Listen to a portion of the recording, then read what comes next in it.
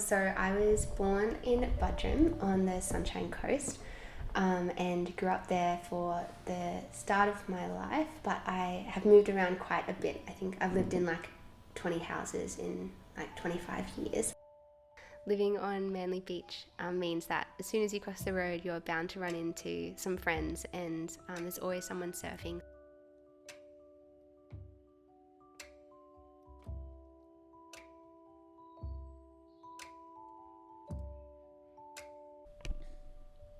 I started surfing a few years ago, pretty much just with the Winki community.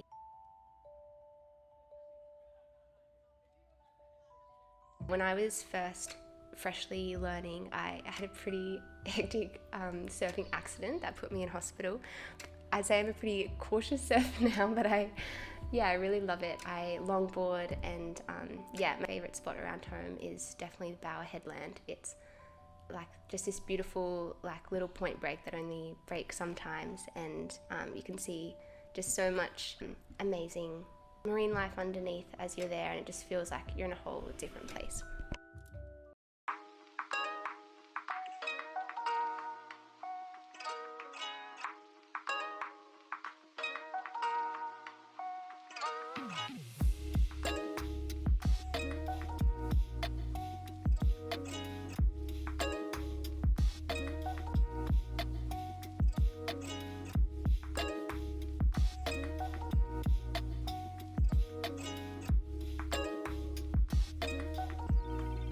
Just been really good friends with both Cara and Becky for quite a few years now, and got to see this brand in its very early days with some of its very first samples. Was able to model for them a bit back then, and even just like the art nights we'd have for the girls in the Philippines, and just been along for this whole journey with them. So when they asked if I'd like to help out with the business, I was really stoked to.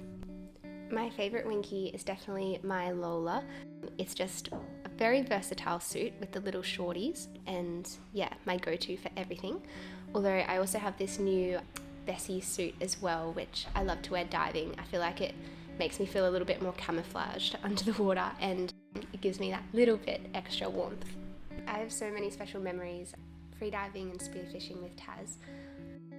I remember one of the first reef fish that I ever caught. Taz had brought down a little gas cooker down to the rock shelf, and butter and salt, and we just had it on the rocks by the water. And it's just so cool being able to catch your own food and feel really connected to it. That was an important part for me to start catching fish, and prove that I could do it myself.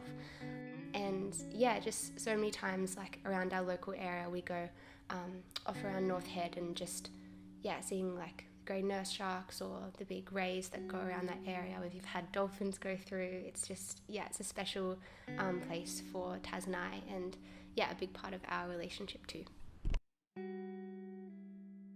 Taz has been spearing since he was a kid, and he made his first spear gun back in 2019, and it was actually a gift for me, which was really sweet. And ever since, he's been refining it to an art. It's they're really beautiful.